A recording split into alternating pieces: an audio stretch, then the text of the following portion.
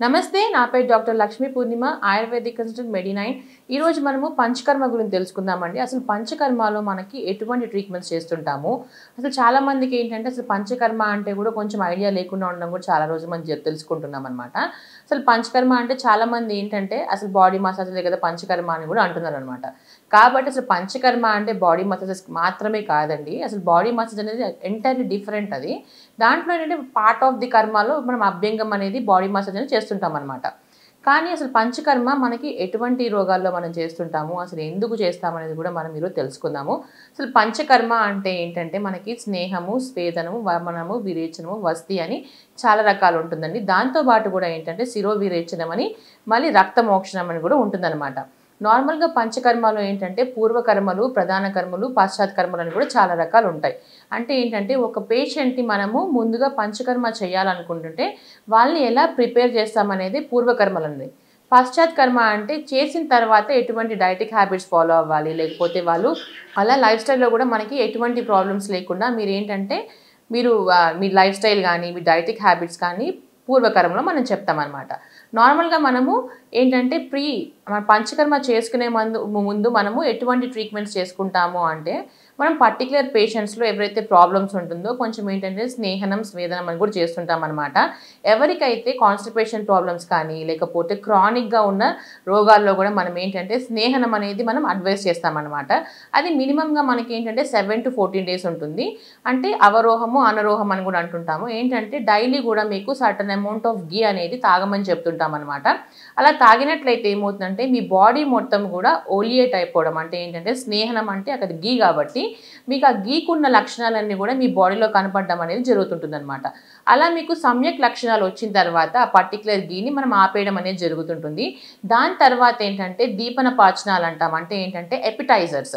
మన బాడీలో ఏంటంటే మనకి ఏ రోగం వచ్చినా కూడా మెయిన్గా మనకి డైజెస్టివ్ ప్రాబ్లమ్స్ ఉన్నప్పుడు మాత్రమే మనకి మెయిన్గా వస్తుంటాయి అనమాట. కాబట్టి ఆ డైజెస్టివ్ సిస్టమ్ని కూడా మనం ఏంటంటే దాని పవర్ని ఎన్హాన్స్ చేసుకుంటూ ఉండాలన్నమాట.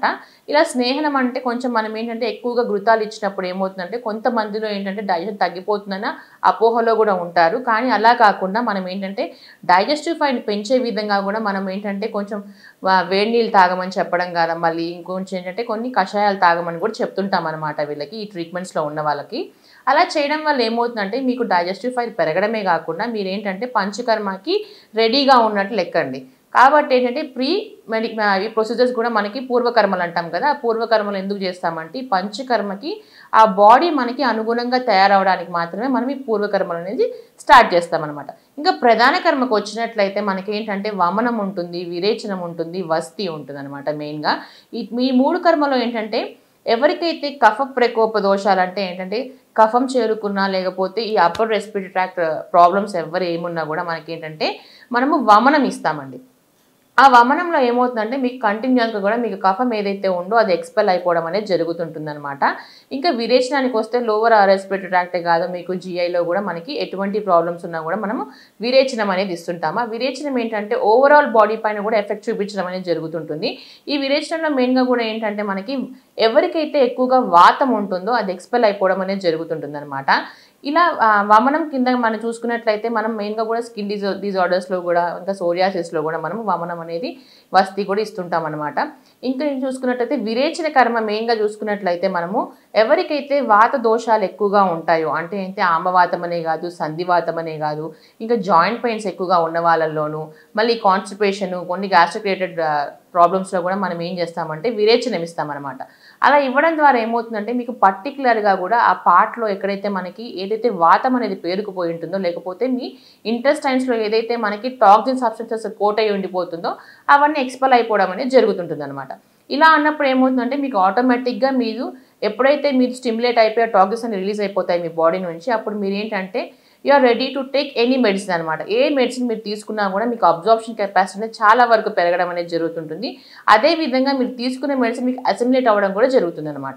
ఇలా డిఫరెంట్ టైప్స్ ఆఫ్ ఈ ట్రీట్మెంట్స్ మనము పంచకర్మలో ఇన్వాల్వ్ అయి ఉంటుంది కాబట్టి మనము 1 to 1 మనం తెలుసుకుంటూ ఉన్నాం అనమాట. ఇప్పుడు ఇంకా తీసుకున్నట్లయితే వస్తి అండి. వస్తికి వచ్చినట్లయితే ఏంటంటే మనకి చాలా రకాల వస్తి ఉంటుందన్నమాట. మనకి ఏంటంటే స్నేహ వస్తి అంటాము, నిరూహ వస్తి అంటాం, అంటే కషాయ వస్తీలు ఉంటాయి.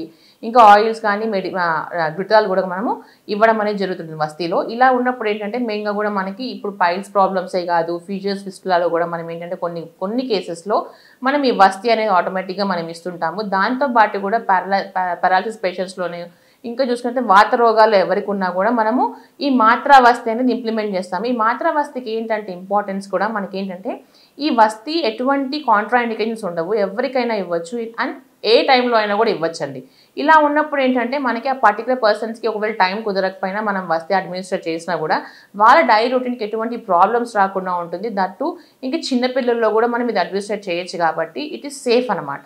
కాబట్టి మాత్రా వస్తీ అనేది ఏజ్ రిలేటెడ్ కాదు, మళ్ళీ సీజన్స్ రిలేటెడ్ కాదు, ఎప్పుడైనా ఎవరికైనా ఇవ్వచ్చు అనమాట.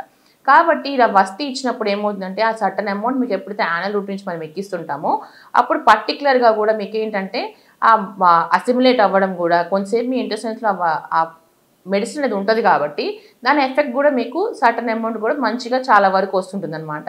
దీనికి వస్తీ తీసుకున్న వాళ్ళు ఏంటంటే మాత్రా వస్తీ కూడా మీ డైలీ రొటీన్ ఎటువంటి ఇబ్బంది కూడా కలగకుండా ఉంటుందన్నమాట. ఇంకా వచ్చినట్లయితే రక్తమోక్షణ అంటున్నాం కదా, ఆ రక్తమోక్షణ ఏంటంటే మెయిన్గా కూడా మనకి ఆ రక్తమోక్షణ ప్రాబ్లం ఏంటంటే ఎక్కడైతే మనకి బ్లడ్ మనకి వీషియేటెడ్ అయిపోతుందో లేకపోతే కొంచెం ఏంటంటే వారికోస్ వీన్స్లోను మళ్ళీ ఏంటంటే డయాబెటిక్ గ్యాంగ్రీన్స్లో కూడా మనకి ఎప్పుడైనా దూషిత రక్తం అంటుంటాం కదా, అలాంటి రక్తాన్ని మనం తీసేసుకోవాలంటే ఈ రక్తమోక్షణ ప్రాసెస్ అది చేస్తాము. మీకు ఫేమస్ అయింది ఈ రక్తమోక్షణ ట్రీట్మెంట్ ఏంటంటే లీచ్ ట్రీట్మెంట్ అండి. చాలా వరకు కూడా మీరు వినే ఉంటారు ఈ జలగ ట్రీట్మెంట్ అని. ఇది మామూలుగా మనం ఏంటంటే వారికోస్ వీన్స్లో కానీ చాలా వరకు గ్యాంగ్రీన్, దుష్ట వ్రణాలు అంటే డయాబెటీస్ అల్సర్, ఫుట్ అల్సర్స్లో కూడా మనము ఈ లీచ్ అనేది ఇంప్లిమెంట్ చేయడం అనేది జరుగుతుంటుంది. దాంట్లో మనకి సక్సెస్ రేట్ కూడా చాలా వరకు ఉంటుందండి. ఇంకా తీసుకున్నట్లయితే ఇలా అగ్నికర్మ అని కూడా మనం పంచకర్మలో కూడా ఇంప్లిమెంట్ చేస్తుంటాము. దాని ద్వారా ఏంటంటే ఇటువంటి ట్రీట్మెంట్స్ అనేది పంచకర్మ కేవలం ఒకటి బాడీ మసాజ్ మాత్రమే కాదండి, అది కాకుండా చాలా రకాలు ఉంటాయి. కాబట్టి ఈ పేషెంట్కి ఏదైతే అవసరమో దాని ప్రకారం మనం ఇంప్లిమెంటేషన్ అయితే ఉంటుంది. కాబట్టి ఈ విధంగా పంచకర్మ అయితే మనం చేస్తుంటామండి.